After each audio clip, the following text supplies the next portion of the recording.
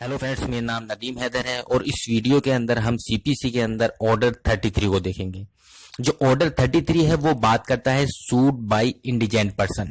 तो आइए इसके बारे में देखते हैं। देखिए, जैसे कि आपको पता होगा कि कोर्ट के अंदर अगर कोई पर्सन सूट फाइल करने जा रहा है, जो प्लेंटिफ है वो सूट फाइल करना चाहता है, तो उसको कुछ ना कुछ कोई कोर्ट फीस या प्रोसेस फीस पे करनी पड़ती है। और सपोज करिए कि अगर पर्सन इतना गरीब है, इतना पुअर है कि उसकी कैपेसिटी इतनी भी नहीं है कि वो उस कोर्ट फीस को पे कर सके, तो उस केस में क्या होगा? मतलब कि उस पर्सन को, ऐसे पुअर पर्सन को कोर्ट में सूट फाइल करने दिया जाएगा या नहीं करने दिया जाएगा। ऑर्डर 33 है वो इसी चीज से रिलेटेड है कि अगर कोई पर्सन इतना पुअर है, इतना गरीब है कि वो कोर्ट फीस भी या फिर जो प्रोसेस फी है वो भी पे नहीं कर पा रहा है, उस केस में भी जो कोर्ट है वो उसको अलाउ करेगी उस पर्सन को कि आप बिना कोर्ट फीस पे करे हुए अपना सूट जो है फाइल कर सकते हैं कोर्ट के अंदर। अगर ऑर्डर 33 के हम ऑब्जेक्ट की बात करें, इस ऑर्डर के पर्पस की बात करें अगर, तो इसका पर्पस यही है कि कोई ऐसा पर्सन जो कि बहुत गरीब है,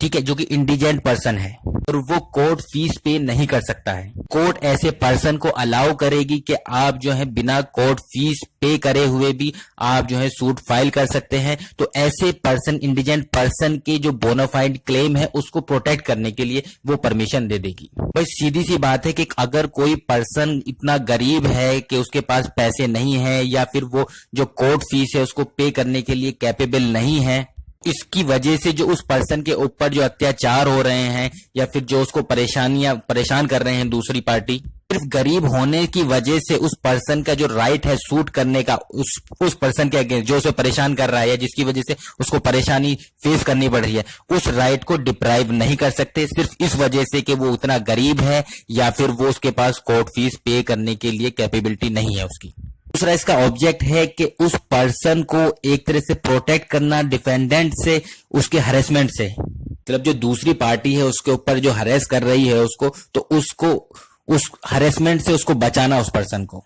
उस इंडिजेंट पर्सन को जो है जस्टिस प्रोवाइड करना। तो ये ही इसका, इस ऑर्डर का ऑब्जेक्टिव है। अब बात करते हैं हम ऑर्डर 33 के रूल 1 की। तो रूल 1 बताता है कि इंडिजेंट पर्सन कौन है, किसको कंसीडर किया जाएगा कि ये पर्सन इंडिजेंट पर्सन है, तो उसके बारे में बताता है। एक्सप्लेनेशन 1 की अगर बात करें, एक्सप्लेनेशन 1 आपके दो तरीके बताता है, ए और बी दो पार्ट में आपका बांटा गया है कि दो तरह के पर्सन को इंडिजेंट पर्सन कहा जाएगा। ए में बताया गया है कि वो मामले, वो सूट जिनमें की कोर्ट फीस या फिर प्रोसेस फीस जो है ऑलरेडी पहले से डिसाइड होती है, फिक्स होती है कि ये आपको इतनी कोर्ट फीस या इतनी देनी पड़ेगी। और बी है उन चीजों के बारे में जिसमें कि उन सूट्स में जिनमें की कोर्ट फीस आपकी जो है प्रिस्क्राइब नहीं होती। सबसे पहले ए की बात करेंगे कि उन सूट्स में, उन मामलों में जहां पर कोर्ट फीस जो है डिसाइड होती है पहले से, जहां पर कोर्ट फीस प्रिस्क्राइब होती है लॉ के द्वारा पहले से, और जो प्लेंटिफ है मतलब कि जो पर्सन है वो उस कोर्ट फीस को पे करने के लिए उसके पास सफिशिएंट मीन नहीं है या उसको पे करने की उसकी इतनी क्षमता नहीं है, तो उस केस में उस पर्सन को आपका इंडिजेंट पर्सन माना जाता है उस सूट के अंदर। बी में वो मामले, वो सूट्स जिनमें आपका कोर्ट फीस प्रिस्क्राइब नहीं होती, तो उस केस में अगर उस पर्सन के पास 1000 रुपए तक की प्रॉपर्टी अगर उसके पास नहीं है तो उसको इंडिजेंट पर्सन माना जाएगा। ए और बी दोनों ही पार्ट में जो दो चीज है वो एग्जेम्प्ट है। पहली, अगर कोई इस टाइप की प्रॉपर्टी है जिसका अटैचमेंट नहीं किया जा सकता तो वो एग्जेम्प्ट है, मतलब कि ऐसी चीजें, ऐसी प्रॉपर्टी जिनको कुर्क नहीं किया जा सकता तो वो आपकी एग्जेम्प्ट है, इस चीज में आपका इंक्लूड नहीं की जाएंगी। वो एग्जाम्पल के तौर पे खाने पीने की चीजों को जो है कुर्क नहीं किया जा सकता, अटैच नहीं किया जा सकता, तो इसलिए वो एग्जेम्प्ट है। दूसरी जो चीज एग्जेम्प्ट है वो है subject matter of the suit, मतलब जिस चीज से रिलेटेड आपका जो सब्जेक्ट मैटर है, उस चीज से रिलेटेड आपका सूट चल रहा है, तो उस चीज को भी आपका एग्जेम्प्ट कर दिया जाएगा। एग्जेम्प्ट का मतलब है कि दोनों ही केसों में अगर देखा जा रहा है, ए और बी केसों में, कि पर्सन इंडिजेंट है या नहीं है, उसमें जो मैंने आपको एग्जेम्प्ट चीजें बताई, इन चीजों को हटा दिया जाएगा, इनको इंक्लूड नहीं किया जाएगा कि पर्सन क्या इतना पुअर है या नहीं है, उस चीज को या कोर्ट फीस पे कर पा रहा है नहीं कर पा रहा है, तो इन प्रॉपर्टी को, इन चीज को हटा के तब उसकी वो जो है कैलकुलेशन होगा कि उसके पास इतनी प्रॉपर्टी है या नहीं है कि वो कोर्ट फीस पे कर पाए, या 1000 रुपए से ज्यादा की मतलब कि उस पे के पास है या नहीं है।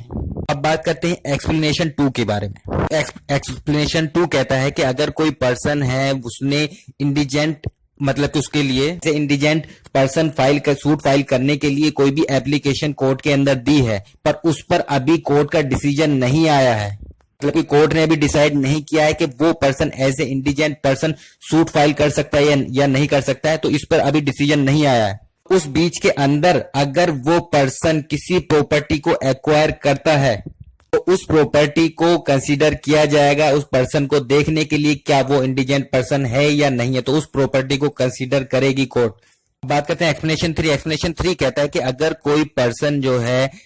मतलब रिप्रेजेंटेटिव सूट फाइल कर रहा है, कोई प्लेंटिफ जो है रिप्रेजेंटेटिव कैपेसिटी में सूट फाइल कर रहा है, क्वेश्चन ये है कि वो पर्सन इंडिजेंट है या नहीं है, इंडिजेंट पर्सन है या नहीं है। इस चीज को देखने के लिए ये चीज देखा जाएगा कि उस कैपेसिटी के अंदर मतलब कि रिप्रेजेंटेटिव कैपेसिटी के अंदर उस पर्सन के पास कितने क्या साधन है या नहीं है, तो वो चीज देखी जाएगी। कि यहाँ पर वर्ड यूज किया जा रहा है बार बार पर्सन, तो पर्सन का मतलब है पर्सन इंक्लूड करता है ज्यूरिस्टिक पर्सन, उसको भी इंक्लूड करता है। ज्यूरिस्टिक पर्सन मतलब जो लीगल पर्सन होता है, मतलब कि कोई कंपनी, कोई पार्टनरशिप फर्म, यूनिवर्सिटी, वो भी आपके जो है इंडिजेंट पर्सन के तौर पर फाइल कर सकती हैं केस। देखिए सफिशिएंट मीन को एक्सप्लेन किया गया है। सफिशिएंट मीन का मतलब है कि उस पर्सन की कैपेसिटी या एबिलिटी होनी चाहिए जो भी उसके पास लॉफुल मीन्स है उनसे कोर्ट फीस वो पे कर सके। अगर उसके पास सफिशिएंट मीन्स नहीं है तो इसका मतलब है कि पर्सन जो है इंडिजेंट पर्सन कंसीडर किया जाएगा। जैसे कि मैंने आपको बताया कि जो प्रॉपर्टी को हम मतलब कि देखते हुए कि पर्सन इंडिजेंट है या नहीं है, तो वो प्रॉपर्टी हटा दी जाएगी जो कि एग्जेम्प्ट है आपका अटैचमेंट से, वो प्रॉपर्टी और साथ में जो सब्जेक्ट मैटर जो सूट का जो सब्जेक्ट मैटर है उसको हटा दिया जाएगा, वो जो है कंसीडर नहीं किया जाएगा। पर अगर पर्सन को कोई आपका रिटायरमेंट बेनिफिट मिल रहा है किसी पेंशन के फॉर्म में, वो आपका कंसीडर किया जाएगा, या फिर के फैमिली मेंबर के द्वारा या फ्रेंड के द्वारा किसी भी तरह की फाइनेंशियल असिस्टेंस मिल रही है, ठीक है, हेल्प मिल रही है, तो वो भी आपका इंक्लूड किया जाएगा, वो भी कंसीडर किया जाएगा। उन सबको कंसीडर करने के बाद ही देखा जाएगा कि क्या पर्सन के पास मतलब कि वो कोर्ट फीस को पे कर सकता है या नहीं कर सकता, इतनी कैपेसिटी उसकी है या नहीं है, तब ये चीज देखी जाएगी। तब उसको अगर नहीं है कैपेसिटी तो उसको इंडिजेंट पर्सन माना जाएगा। अब ऑर्डर 33 का जो रूल 2 है वो कंटेंट ऑफ एप्लीकेशन के बारे में बताता है, मतलब कि एप्लीकेशन के अंदर क्या क्या चीज होनी चाहिए। पहली चीज तो है कि एक जब कोई भी सूट फाइल किया जाता है, जो प्लांट लिखा जाता है, तो उस प्लांट में जो भी पर्टिकुलर्स जिसकी भी रिक्वायरमेंट है वो सारे पर्टिकुलर्स होने चाहिए, मतलब कि जो एप्लीकेशन है वो बिल्कुल प्लांट की तरह होनी चाहिए। सेकंड, अगर कोई मूवेबल या फिर इमूवेबल प्रॉपर्टी है जो कि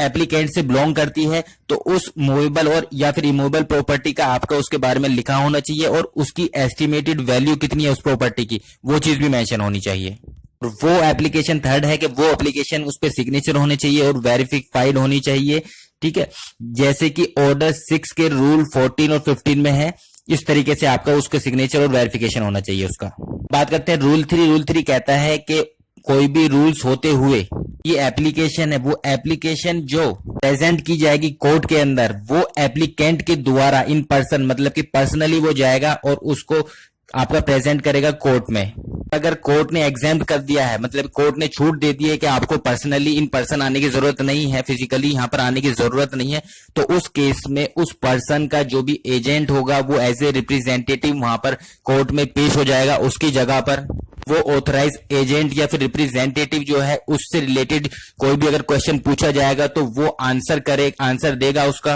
और उस ऑथराइज एजेंट को एग्जामिन भी किया जा सकता है कोर्ट में, सेम उसी तरह से कि अगर जो पर्सन है जिसने मतलब एप्लीकेशन दी है खुद वो आता उससे एग्जामिनेशन किया जाता, तो इसी तरह से उसके जो रिप्रेजेंटेटिव है या जो उसका ऑथराइज एजेंट है उसको भी एग्जामिन किया जा सकता है। तो सीधा सा मतलब है कि जो आपका पर्सन है जो एप्लीकेशन दे रहा है इंडिजेंट पर्सन सूट करने के लिए, तो वो अपने वकील को भी भेज सकता है। अब इसका प्रोविजो बताता है रूल 3 का कि अगर जहां पर प्लेंटिफ जो है एक से ज्यादा प्लेंटिफ है तो उस केस में कोई भी एक प्लेंटिफ आकर उसको प्रेजेंट कर सकता है। रूल 4 की अगर बात करें तो रूल 4 आपका एग्जामिनेशन से रिलेटेड बात करता है। रूल 4 का जो सब रूल 1 है वो कहता है कि अगर पर्सन के द्वारा एप्लीकेशन दी गई है तो वो अगर प्रॉपर एप्लीकेशन है तो उस केस में अगर कोर्ट चाहे, उसको लगता है, इफ यू थिंक फिट, अगर कोर्ट को लगता है तो वो उस पर्सन का जिसने एप्लीकेशन दी है, प्रेजेंट करी है, उसका एग्जामिनेशन कर सकती है। और अगर वो एप्लीकेशन उसके एजेंट के थ्रू, उस पर्सन के एजेंट के थ्रू आपका प्रेजेंट की गई है कोर्ट के अंदर, तो अगर कोर्ट को लगता है तो उस केस में वो उस पर्सन का, उस एजेंट से भी एग्जामिनेशन कर सकती है। किस चीज से रिलेटेड वो एग्जामिनेशन कर सकती है, मतलब कि मेरिट्स ऑफ द क्लेम है उससे रिलेटेड, और फिर या फिर आपका जो प्रॉपर्टी है, जो एप्लीकेंट की प्रॉपर्टी है, उससे रिलेटेड एग्जामिनेशन किया जा सकता है उसके एजेंट से। रूल 4 का जो सब रूल 4 आपका कहता है, वो कहता है कि अगर जो एप्लीकेशन है वो उसके एजेंट के थ्रू प्रेजेंट की गई है, तो उस केस में अगर कोर्ट को लगता है तो वो चाहे तो एक कमीशन, आपका कमीशन नियुक्त कर सकती है। वो कमीशन जो है आपका एप्लीकेंट है उसकी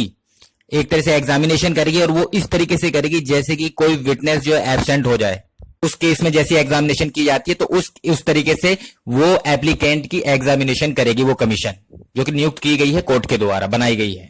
उसके बाद देखिए रूल 5 जो है, रूल 5 बताता है कि किन बेस पर जो कोर्ट है वो उस एप्लीकेशन को, जो एप्लीकेशन फाइल की गई है, एप्लीकेशन आपके लिए अप्लाई किया गया है कि वो person as a indigent person suit file कर सके, तो उसके उस एप्लीकेशन को रिजेक्ट, मतलब जो कोर्ट है किन बेसिस पर रिजेक्ट कर सकती है, वो बताया गया है आपका रूल 5 के अंदर। सबसे पहला पॉइंट है कि रूल 2 में और रूल 3 में जो मैनर प्रिस्क्राइब किया गया है, अगर उसकी तरह वो मैनर जो है अप्लाई करके, या फिर उस मैनर में जो एप्लीकेशन है अगर कोर्ट में प्रेजेंट नहीं की गई है। रूल 2 क्या था, रूल 2 में आपका कंटेंट से रिलेटेड था कि उसमें एप्लीकेशन में क्या क्या होना चाहिए, और रूल 3 था आपका कि जो पर्सन प्रेजेंट करेगा वो इन पर्सन प्रेजेंट करेगा, और अगर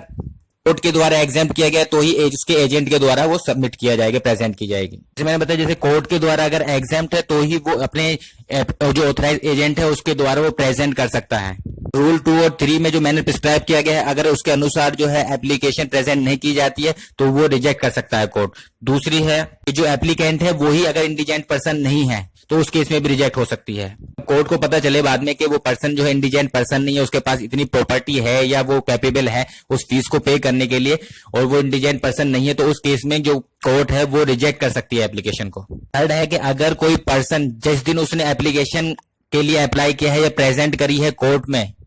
उस डेट से 2 महीने पहले तक अगर उस पर्सन ने जो है अपनी प्रॉपर्टी को डिस्पोज कर दिया है फ्रॉडेंटली, या फिर इस पर्पज से कि जो उसने एप्लीकेशन फाइल करी है वो उसकी परमिशन उसको मिल जाए, मतलब कि एज ए इंडिजेंट पर्सन उसको सू करने की आपका परमिशन मिल जाए, इस वजह से उसने प्रॉपर्टी को डिस्पोज ऑफ कर दिया है, तो भी आपकी जो कोर्ट को अगर पता चलता है तो वो रिजेक्ट कर सकता है। पर इसका प्रोविजो ये कहता है कि अगर सपोज करिए जो पर्सन ने जो प्रॉपर्टी डिस्पोज करी है उसकी प्रॉपर्टी की उसकी वैल्यू इतनी है कि अगर उसको कंसीडर किया जाए, उस केस में भी जो पर्सन है वो एज ए इंडिजेंट पर्सन जो है सूट फाइल कर सकता है। जबकि अगर उस पर्सन पे अगर वो प्रॉपर्टी होती तब भी वो एज ए इंडिजेंट पर्सन के लिए अप्लाई कर सकता था, मतलब कि वो इंडिजेंट पर्सन है। इस वजह से उस पर्सन ने अगर प्रॉपर्टी डिस्पोज कर दी है तो इस वजह से उसकी जो एप्लीकेशन है वो रिजेक्ट नहीं कर दी जाएगी। एग्जाम्पल के तौर पर अगर बात करें, सपोज करिए जो पर्सन है वो एज ए इंडिजेंट जो है, मतलब कि सूट एप्लीकेशन उसने अप्लाई की है, और जो कोर्ट फीस है अगर जिसके लिए वो इंडिजेंट पर्सन के लिए फाइल अप्लाई कर रहा है एप्लीकेशन के लिए, वो कोर्ट फीस है 50,000 रुपए। सपोज करिए प्रॉपर्टी जो है 30,000 रुपए की थी, और 30,000 रुपए की प्रॉपर्टी उसने डिस्पोज ऑफ कर दी। देखा जाए तो पर्सन के पास इतनी प्रॉपर्टी नहीं है, अगर उसको कंसीडर करें तब भी उसको एज ए इंडिजेंट पर्सन ही माना जाएगा। तो यहाँ पर इस केस में उस पर्सन की जो एप्लीकेशन है वो रिजेक्ट नहीं होगी। फोर्थ है कि उस पर्सन ने जो एलिगेशन लगाया उसमें कॉज ऑफ एक्शन नहीं है, आपका पता चलता है कॉज ऑफ एक्शन मेंशन नहीं करता है, तो उस केस में भी रिजेक्ट की जाएगी। फिफ्थ है अगर वो पर्सन किसी थर्ड पर्सन से जो है आपका कोई वो कर लेता है, मतलब एग्रीमेंट कर लेता है, उस थर्ड पर्सन का जो है किसी तरह का इंटरेस्ट है उस सब्जेक्ट मैटर में, तो भी आपका रिजेक्ट की जा सकती है। एग्जाम्पल के तौर पर अगर बात करें, सपोज करिए ए और बी पर्सन है, अगर सी पर्सन आकर ए को आपका कहता है कि आप जो है तू जो है मतलब कि बी पर जो है केस कर दो, जिस चीज से रिलेटेड वो सी जो है उस पर केस कराना चाह रहा है, सूट कराना चाह रहा है, उसमें सी का इंटरेस्ट है किसी तरह का, इस पर भी जो कोर्ट है वो रिजेक्ट कर देगी एप्लीकेशन। सिक्स्थ है कि जो एप्लीकेंट के द्वारा जो एलिगेशन लगाए गए हैं एप्लीकेशन के अंदर, वो सूट अगर बार्ड है किसी लॉ के द्वारा जो कि उस टाइम पर इन्फोर्स है। एग्जाम्पल के तौर पर अगर कोई सूट है वो लिमिटेशन एक्ट के अकॉर्डिंग जो है आपका उस पर बार्ड है, तो अगर ऐसे सूट के लिए मतलब कि अप्लाई कर रहा है person as a indigent person file करने के लिए, तो वो जो है एप्लीकेशन रिजेक्ट की जा सकती है। 7th है कि अगर कोई और पर्सन आकर मतलब किस तरह का एग्रीमेंट करता है, वो लिटिगेशन के लिए जो है उसको फाइनेंस करेगा, तो उस केस में भी आपके रिजेक्ट की जा सकती है एप्लीकेशन। यहाँ पर मैंने आपको 7 रीजन दिए, 7 रीजन दिए जिन बेस पर कोर्ट जो है उनकी एप्लीकेशन रिजेक्ट कर देगा।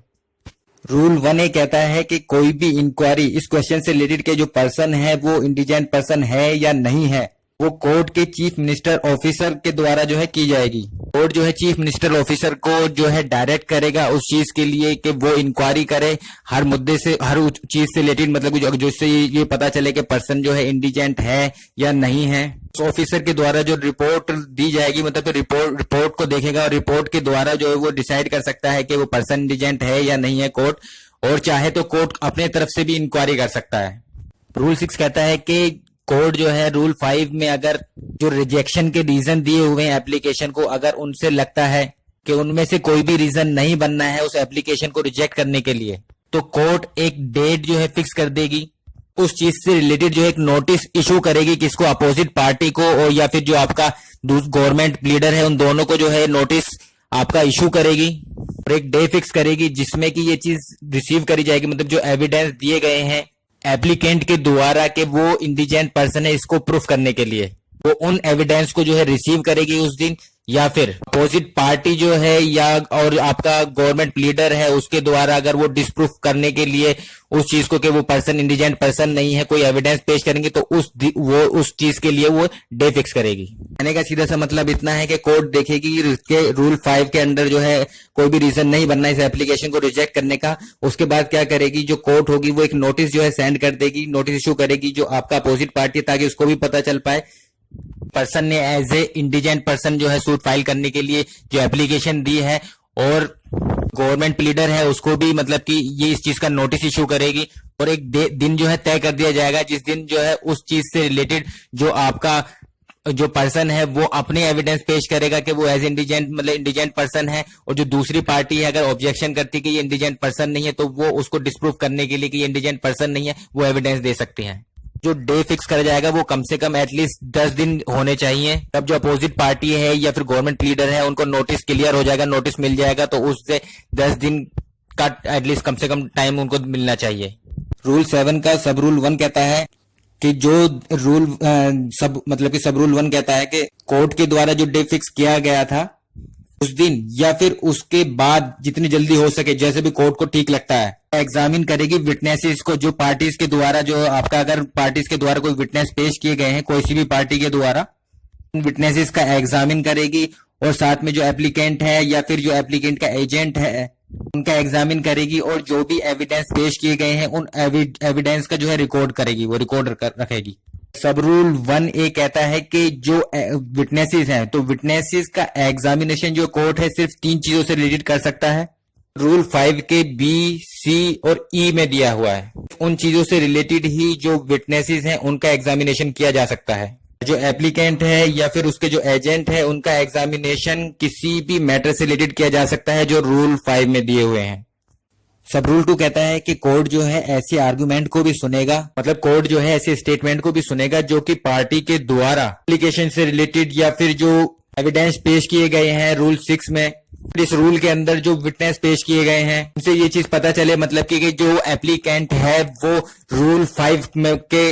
अंडर तो नहीं आ रहा है, मतलब कि उसकी एप्लीकेशन जो है उसके अंडर जो रिजेक्ट तो नहीं हो रही है, मतलब कि रूल 5 का सब्जेक्ट मैटर तो नहीं है कहीं एप्लीकेंट, तो अगर उससे रिलेटेड आपके आर्गुमेंट है वो भी आपका वो सुनेगा कोर्ट। उसके बाद जो है कोर्ट जो सब रूल 3 कहता है कि कोर्ट जो है डिसाइड कर सकता है, चाहे वो उसको रिजेक्ट करे चाहे उसको अलाउ करे कि आप जो है एज ए इंडिजेंट पर्सन आप मतलब सूट फाइल कर सकते हैं, तो ये कोर्ट जो है डिसाइड करेगा। रूल 8 कहता है कि अगर कोर्ट के द्वारा जो एप्लीकेशन है वो ग्रांट कर दी जाती है, अलाउ कर दी जाती है, उसके बाद जो वो एप्लीकेशन है उसको रजिस्टर कर ली जाएगी और उसको एक नंबर दे दिया जाएगा जो कि आपका केस नंबर सूट नंबर आप कहते हैं, उसको एक तरह से प्लेंट की तरह कंसिडर किया जाएगा। किसी सूट के अंदर कोई प्लेंट देते हैं दाखिल करते हैं तो उस तरह से उसको एक प्लेंट की तरह माना जाएगा उस एप्लीकेशन को। बस डिफरेंस इतना होगा प्लेंट से कि प्लेंट में जैसे कि आपका जो वो कोर्ट फीस दी जाती है या फिर सर्विस फीस पे की जाती है, तो बस इसमें जो है वो फीस पे नहीं करनी पड़ेगी। वरना और बाकी सब जो है ये एक प्लेंट की तरह ही होगा। जो रूल 9A है, रूल 9A कहता है कि उसकी एप्लीकेशन जो है वो परमिट, उसको मतलब कि अलाउ कर दिया गया है कि वो एज ए इंडिजेंट पर्सन जो है सूट फाइल कर सकता है। उस केस में अगर उस पर्सन के पास कोई रिप्रेजेंटेटिव नहीं है तो उस केस में कोर्ट चाहे उस पर्सन को जो है प्लीडर जो है असाइन कर सकती है। कहने का मतलब इतना है कि पर्सन जो है वकील नहीं कर पा रहा है तो कोर्ट जो है अपने पास से उसको वकील प्रोवाइड कराएगी। इसका सब रूल 2 जो है वो कहता है कि हाई कोर्ट जो है स्टेट गवर्नमेंट की अप्रूवल लेने के बाद ही जो उस प्लीडर से रिलेटेड जो असाइन किया गया है पर्सन को, उससे रिलेटेड जो रूल रेगुलेशन है वो आपका बनाएगी। मतलब कि किस तरह से रूल रेगुलेशन, मतलब उस प्लीडर को क्या फैसिलिटी प्रोवाइड की जाएगी जो उसको असाइन किया गया है, मतलब कि जो इंडिजेंट पर्सन को असाइन किया गया है, फिर उस प्लीडर के सिलेक्शन का क्या मोड होना चाहिए, या फिर और कोई भी मैटर उस प्लीडर से रिलेटेड जो कि आपका सबसेक्शन सब रूल 1 में आपका दिया हुआ था, तो इफेक्ट में लाने के लिए सब रूल 1 को, तो उसको क्या मतलब कि और उससे मैटर से रिलेटेड क्या रूल रेगुलेशन बनाया जाए वो सब जो डिसाइड करके हाई कोर्ट के द्वारा किया जाएगा। अभी तक तो हमने बात करी कि मतलब कि इसमें जो हमने सेक्शन अभी जो रूल देखे हैं, मतलब कि तो उनमें देखा कि अगर जो एप्लीकेशन है वो ग्रांट कर दी जाती है कोर्ट के द्वारा तो कैसे होगा। अगर जो एप्लीकेशन है अगर वो सपोज करिए कोर्ट के द्वारा रिजेक्ट कर दी जाए तो उस केस में क्या होगा। तो उस केस में हमको रूल 15 और 15A ये 2 रूल देखने पड़ेंगे। सबसे पहले बात करते हैं रूल 15। तो रूल 15 कहता है कि अगर सपोज करिए किसी पर्सन ने as a indigent person suit करने के लिए एप्लीकेशन मतलब कि प्रेजेंट करी है और वो एप्लीकेशन आपकी रिजेक्ट हो जाती है, उस केस में वो पर्सन जो है सब्सिक्वेंट एप्लीकेशन मतलब दूसरी एप्लीकेशन नहीं देगा उसी नेचर की जिसमें कि सेम राइट आपका दिया हुआ है, मतलब मेंशन करा है। कहने का मतलब है सेम राइट के लिए दोबारा वो आपकी एप्लीकेशन नहीं देगा फिर से, अगर एक बार उसकी एप्लीकेशन रिजेक्ट हो गई है। और इसका मतलब कतई ये नहीं है कि वो पर्सन जो है मतलब कि सूट फाइल नहीं कर सकता है, ऑर्डिनरी मैनर में वो सूट फाइल कर सकता है, उसको ये आजादी है। उसकी जो एप्लीकेशन मतलब कि वो रिजेक्ट हुई है पर वो सूट जो है फाइल कर सकता है ऑर्डिनरी मैनर में, मतलब कि वो कोर्ट फीस पे करके, अगर जो भी कोर्ट फीस है उसकी तो कोर्ट फीस पे करके वो उसकी जो है मतलब कि सूट जो है फाइल कर सकता है, इंस्टीट्यूट कर सकता है। पर इसका प्रोविजो कहता है कि अगर स्टेट गवर्नमेंट के द्वारा या फिर अपोजिट पार्टी के द्वारा कोई कॉस्ट जो है इनकर्ड की गई थी उसके एप्लीकेशन के, मतलब जो उसने एप्लीकेशन आपका फाइल करी थी, एप्लीकेशन के लिए अप्लाई किया था कि वो एज ए इंडिजेंट पर्सन जो है सूट करना चाह रहा है, उसको अपोज करने के लिए अगर स्टेट गवर्नमेंट के द्वारा या फिर जो अपोजिट पार्टी है उसके द्वारा कोई व्यय किया गया है मतलब कि कोई कॉस्ट लगी है उसको अपोज करने में, उस कॉस्ट को अगर वो जब एज ए ऑर्डिनरी मैनर में सूट फाइल कर रहा है, प्लांट जो है आपका फाइल कर रहा है, अगर वो कॉस्ट पे नहीं करता है वजह से जो उसका प्लांट है वो आपका जो है रिजेक्ट हो सकता है। उसको एग्जाम्पल के तौर पर अगर समझे, सपोज करिए आपके और मेरे केस में हम ले लेते हैं 2 पार्टी हैं, ठीक है। आप जो है ऐसे इंडिजेंट पर्सन जो है अप्लाई करते हैं एप्लीकेशन पर जो है कोर्ट जो है उसको रिजेक्ट कर देती है। उस टाइम पर स्टेट गवर्नमेंट का और मेरा भी काफी खर्चा हो गया आपको ये साबित करने में कोर्ट को कि आप इंडिजेंट पर्सन नहीं है। आपकी जब एप्लीकेशन जो है वो इंडिजेंट पर्सन की वो रिजेक्ट होगी, उसके बाद आप एज ए ऑर्डिनरी मैनर में मतलब कि कोर्ट की फीस पे करके आप जो है फाइल करना चाह रहे हैं आप सूट, आप जो है प्लेंट देंगे तो सबसे पहले आपको क्या करना पड़ेगा,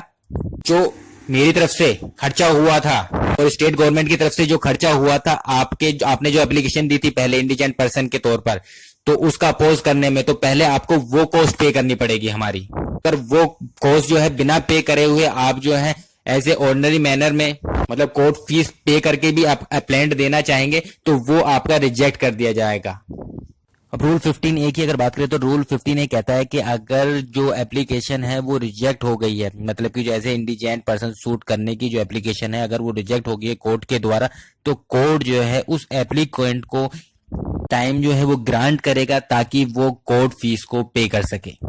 या फिर जो हमने रूल 15 में जो कॉस्ट पड़ी थी उसके बारे में, तो वो उस कॉस्ट को भी पे करने के लिए जो है वो टाइम ग्रांट करेगा। अब बात करते हैं रूल 9 की। तो रूल 9 बात करता है रिवोकेशन ऑफ परमिशन, मतलब कि कोर्ट ने उस पर्सन को as a indigent person suit file करने के लिए जो इजाजत तो दे दी है, परमिशन तो दे दी है, परमिशन के बाद जो आपका डिफेंडेंट है या फिर जो गवर्नमेंट प्लीडर है, 3 चीज अगर वो साबित कर दें, जो गवर्नमेंट प्लीडर है या डिफेंडेंट है उस प्लेंटिफ से रिलेटेड, उस केस में जो उसकी परमिशन है वो विड्रॉल की जा सकती है, वो रिवोक की जा सकती है। पहली चीज तो ये कि जो प्लेंटिफ है वो वैक्टिशियस है, मतलब कि वो उसको तंग कर रहा है या फिर उसका जो कंडक्ट है वो इम्प्रॉपर है सूट के टाइम पर, ये चीज साबित कर दे। या दूसरी चीज है कि उसके पास इतने साधन है कि वो जो है एज ए इंडिजेंट पर्सन जो है मतलब कि सूट जो है नहीं कर सकता है, मतलब कि वो पर्सन जो है इंडिजेंट पर्सन नहीं है, ये चीज साबित कर दी जाए। और तीसरा है ये साबित कर दे कि उसने जो है किसी दूसरे पर्सन से एग्रीमेंट किया हुआ है और उस पर्सन का इस सब्जेक्ट मैटर में, जो सूट का जो सब्जेक्ट मैटर है उसमें इंटरेस्ट है किसी तरह का। गवर्नमेंट प्लीडर या डिफेंडेंट जो है अगर तीनों में से कोई भी चीज ये साबित कर देता है तो उस केस में वो एप्लीकेशन